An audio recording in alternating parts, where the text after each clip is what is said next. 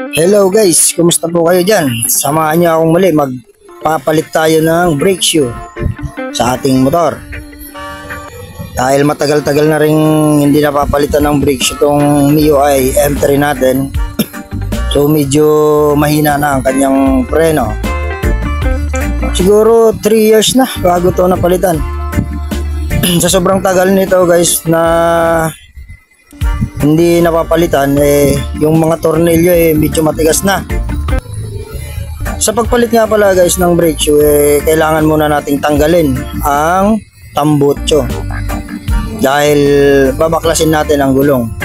So hindi natin mailalabas yung gulong kapag hindi natin tinanggal yung tambutso. Kailangan natin gumamit ng W40 dahil matigas na yung tornilyo dito sa may exhaust. May dalawang tornilyo kasi yan dito guys, size 12 mm. So minsan sa sobrang tagal na kinakalawang to dahil mainit nga yung tambutso galing sa makina, kinakalawang yan. Hindi natin pwedeng persahin dahil nalulost thread yan. Kapag ka nalost thread, so malaking problema, magpaparetread na naman tayo nyan. Kaya kailangan muna nating tanggalin ang tambutso. Ayan, nung natanggal na yung tambutso, ang isusunod nating tanggalin yung rear nut. Ito rin dahil sa sobrang tagal na rin hindi natanggal yung nut na ito, napakatigas na rin niya. Gagamitan na natin ng power tools, power impact. Kaya lang sobrang tigas talaga niya. So kailangan pa nating babaran ng ng W40 para kahit papaano lumuwag ang mga kalakalawang nito. Kayo po ba guys ay nagpapalit din ng brake shoe? Kapag medyo mahina na ang preno sa likuran nyo, huwag nyo lang patagalin.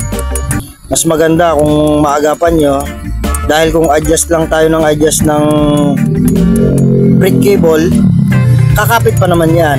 Kaya lang kapag manipis na yung brake shoe nyan, medyo matigas na yon.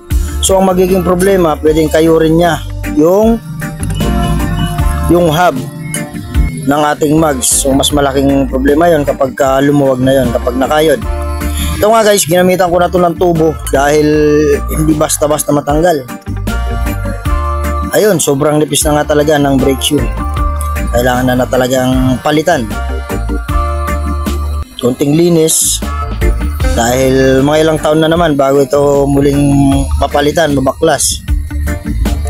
Ang kagandahan guys kapag tayo ang nagpapalit sa sariling motor natin ng mga piyesa-piyesa, natatansya natin at nakikita natin kung ano yung mga susunod na papalitan natin. So kagandahan nito, nakakatipid na tayo sa labor at napag-aaralan pa natin ng gusto ang mga bagay-bagay tungkol sa ating motor.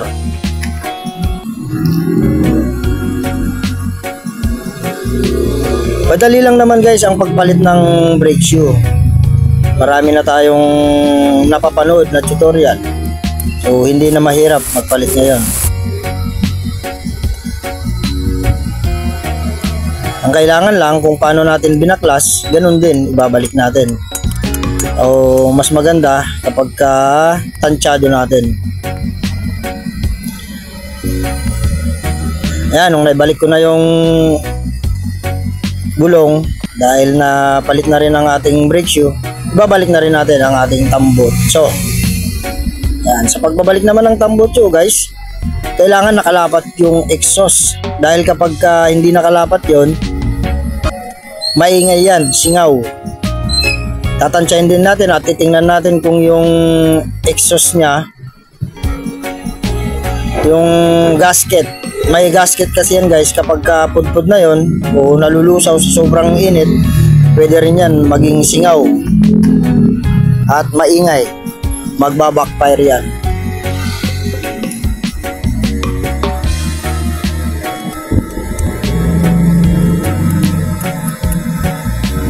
Ayan, mas madali nang matutunan ngayon ang pagpapalit ng brake shoe.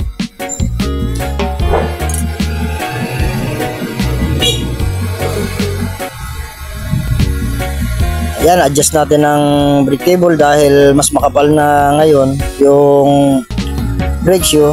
Siyempre, kumigpit na yan. So kapag hindi natin i-adjust yun, medyo masikip. Ayan, tansyahin natin at pakinggan natin yung tunog ng tambocho kung may singaw o wala. Kapag wala, ibig sabihin, good na yun, goods na yun. Alright! Ganyan lang guys. Kapag pudpud na, palitan na para walang maging problema.